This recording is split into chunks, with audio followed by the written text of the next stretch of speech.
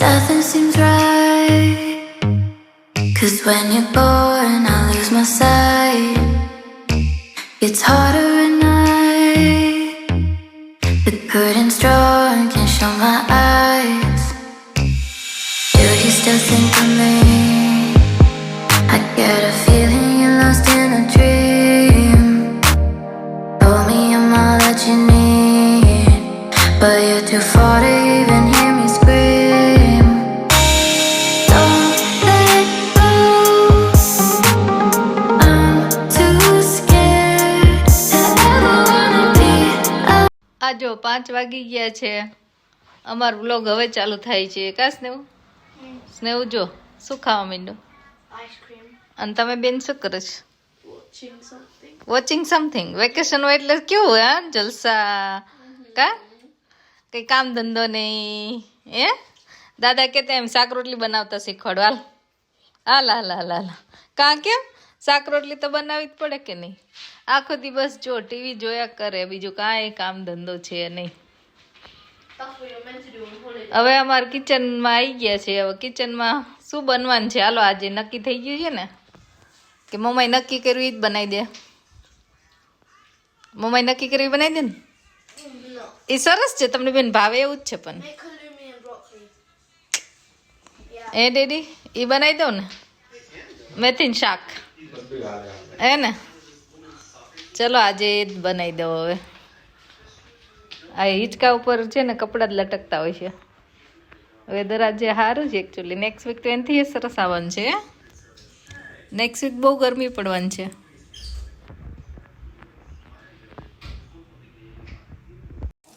ચલો ફ્રાઈડે અને કિચનમાં આવી ગયા. આપણે શું બનાવીશું આજે ફ્રાઈડેમાં? આજે ઘણી બધી ડિસ્કસ થયું કે આ નથી ખાવું ને આ નથી ખાવું ને, પણ આજે હું મેથી લાવેલી ગયા વીકે તો મેથી પડેલી હતી તો મેથી બનાવીને જ કંઈક બનાવવાનું હતું. તો આજે મેથીનું અને પનીરનું શાક બનવાનું છે. તો કઈ રીતે હું બનાવું મેથી પનીરનું શાક એ હું તમને બતાવીશ આજે. તમે શું બનાવવાના છો આજે ફ્રાઈડે? મને કમેન્ટમાં જણાવજો કે તમે શું બનાવવાના છો. તો એકચ્યુઅલી મેં સ્ટાર્ટ કરી દીધું છે. તો મેં થોડું ઓઇલ અને ઘી લીધું હતું. પછી એમાં કાજુ,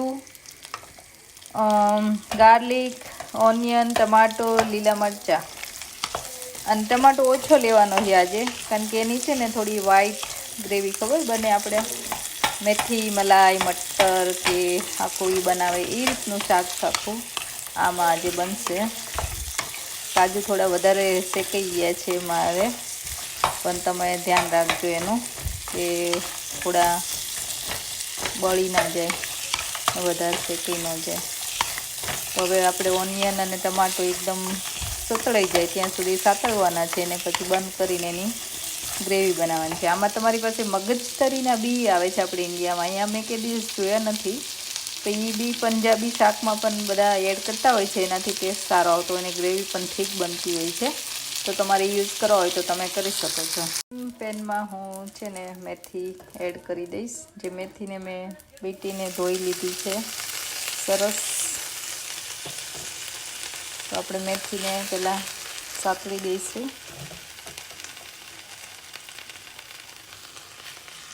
મેથી તમારે જેવી એટલી લેવી હોય એટલી લઈ શકો. મેં અહીંયા થોડી વધારે લીધી છે, પણ આમે એ ચડે એટલે બહુ ઓછી થઈ જાય. અને આ જે ગ્રેવી માટે મેં રેડી કરેલું એને આપણે થોડી વાર મિક્સર જારમાં ઠરવા દઈશું. ઠરે એટલે એની ગ્રેવી બનાવીશું. ત્યાં સુધી મેથી આપણે સાતળી લઈએ. તો આ રીતે મેથી સતળાઈને સરસ થઈ ગઈ છે.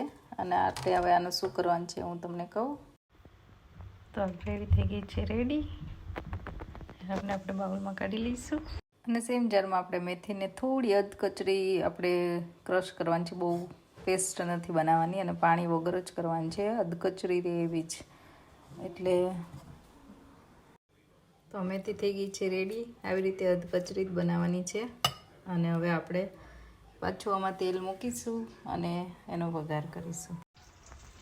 તો આમાં મેં બટર અને ઓઇલ લઈ લીધું છે અને એમાં હવે આપણે થોડું જીરું નાખીશું.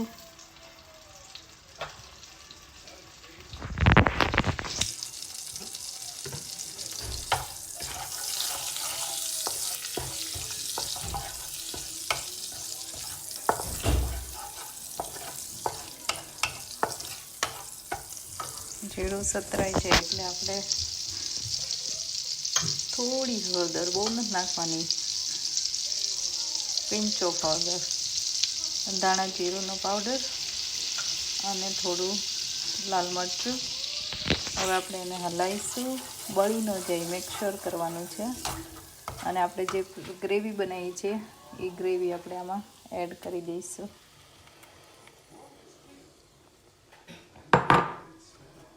એકદમ મિક્સ કરી લેવાનું છે.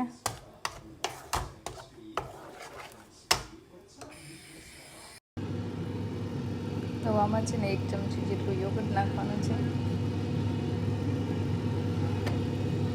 અને હવે બધા આપણે મસાલામાં ખાલી સોલ્ટ અને ગરમ મસાલો, તમે સૂકો ગરમ મસાલો પણ એડ કરી શકો છો એકચ્યુઅલી.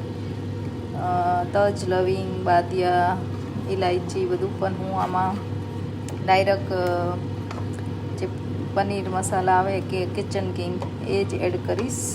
તો મેં એડ કરી દીધું છે સોલ્ટ અને પનીર કિચન કિંગ મસાલા. અને આપણે મિક્સ કરી દઈશું પાછું સરસ રીતે ફરીથી. અને થોડી વાર આપણે એને થવા દઈએ. હવે જોઈ શકો છો સરસ રીતે ગ્રેવી થઈ ગઈ છે અને સ્મેલ પણ સરસ આવવા માંડી છે. અને મેં એટલું બધું તેલ નથી નાખ્યું એટલે તેલ બહુ છૂટીને બહાર ન આવે, પણ તમે વધારે નાખ્યું હોય તો આવશે. અને આમાંય કદાચ થોડું તો નીકળશે જ, પણ ઓલમોસ્ટ ઇટ્સ ડન. હવે આપણે આમાં એડ કરી દઈશું મેથી, જે આપણે મેથીને પછી ફરીથી એડ કરી દેવાની છે. તો જો મેથી મેં એડ કરી દીધી અને મિક્સ કરી દીધું, કેવું સરસ દેખાય છે ઓલરેડી. તો હવે આમાં આપણે, તમારી પાસે ક્રીમ હોય અથવા તો ઘરની મલાઈ હોય તો તમે એડ કરી શકો છો. મારી પાસે બેમાંથી કંઈ નથી એટલે હું થોડું દૂધ એડ કરીશ. અને હવે પનીર પણ થઈ ગયું છે, મેં એર ફ્રાયરમાં મૂકી દીધું હતું તો એ પણ રેડી જ છે. તો આમાં પનીર પણ એડ કરી દઈશ. તો મેં થોડું દૂધ એડ કરી દીધું છે. હવે મિક્સ કરી લઈશું. તમે ક્રીમ કે મલાઈ હોય તો એ એડ કરી દેજો. અને હવે આપણે જે પનીર થઈ ગયું છે એ પનીરને આપણે એડ કરી દેવાનું છે.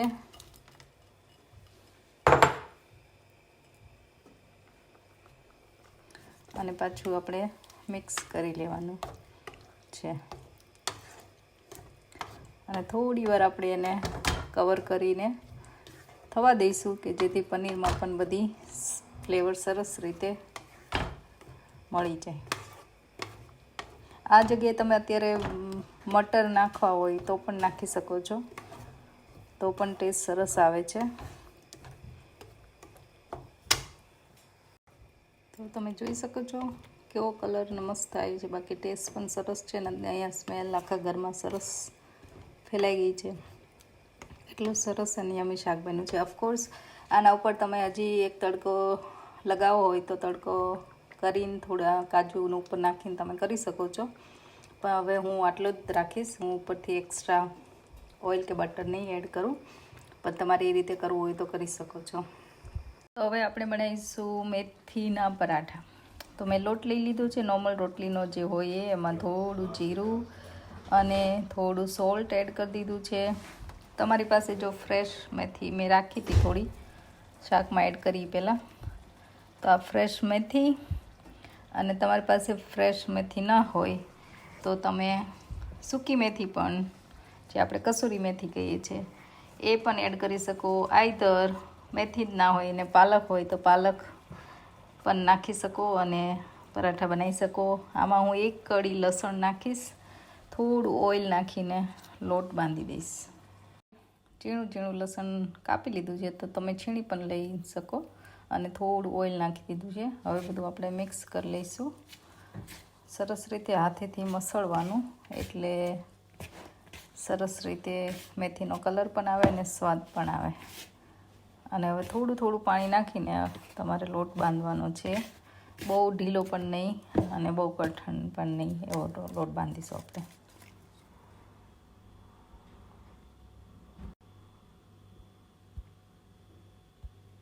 તો આ રીતે સોફ્ટ લોટ થઈ ગયો છે રેડી. એને 5-10 મિનિટ તમે મૂકી રાખો તો વધારે સારું, તો સરસ થઈ જાય.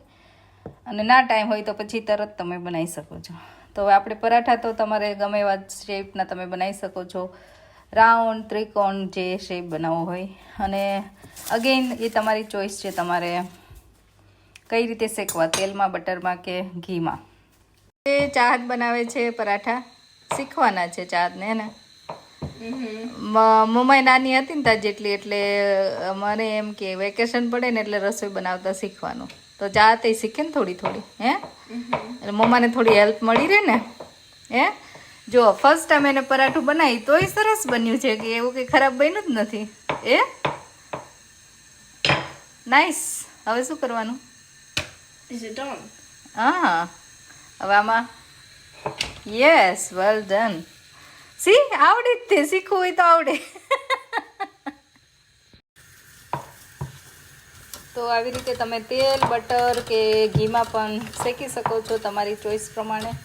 હું આજે તેલમાં જ શેકું છું, પણ આ રીતે થઈ જાય છે પરાઠા જલ્દી, યમી અને રેડી થઈ જાય છે ફટાફટ. તો તમારે અને કાંઈ ન કરવું, એને રોટલીની જેમ શેકીને ઘી લગાવીને ખાવ તો પણ સરસ જ લાગે છે. તો એ મોર હેલ્ધી છે, બરાબર ને? તો આ રીતે હું બનાવું છું. છે ટ્રાયેંગલ પરાઠું, હે ને? હા, સરસ, એવી રીતે જ હોય. બધી બાજુ ફેરવવાનું, પતલું બાજુ કરવાનું, આમ ફેરવી દે. હવે તો જો આ રીતે ટ્રાયેંગલ બનાવશે ચાહત. શેપ તો તમે જેવો આપો એવો કવાય, ટેસ્ટ તો હરખો જ આવે, બરાબર? રાઉન્ડ હોય તોય ભલે ને ટ્રાયેંગલ હોય તોય ભલે. તો હવે બનશે ટ્રાયેંગલ. એવું આવી ગયો સ્વિમિંગથી? How was it? ગુડ. તો ચલો હવે બધું રાખી દો, જમવા બેસવાનો ટાઈમ થઈ ગયો છે. 6:15 થઈ ગયા, રસોઈ બની ગઈ છે. ચલો આજે બહાર બેસીને જમીશું. હા, ચલો બધું ટાઈડી અપ કરી દો પછી જઈએ. કેવું હોમવર્ક ચાલે છે હર્ષ? એ તારું સ્નેહ? આ 2 ને 11+ આવવાનું છે, હે ને? ડબલ મળે છે. એ સરસ. તને ન આવડે એ સ્નેહને પૂછજે, સ્નેહને ન આવડે એ તને પૂછશે. હા, that's how you prepare, હે ને? હવે 1 મહિનો છે, મહિનો જ છે આમ તો. આપ ઓલમોસ્ટ મંથ, આમ તો આ મંથ ને આપ કાંઈ નથી હવે. ચલો આ 2 બેસી ગયા છે. તમારે નથી જમવાનું આજે? કાંઈ નથી લાવવાનું, ચલો આવી જાઓ. તો આજે વેધર સરસ છે એટલે જો બધા પાછળ ગાર્ડનમાં બેઠીને જમવાનું છે ને ચાર. તો આવી જાવ જમવા. આજે શું છે? મેથી પનીરનું શાક બનાવી છે મમ્માએ આજે. ચાખીને કહેજો મને કેવું લાગ્યું.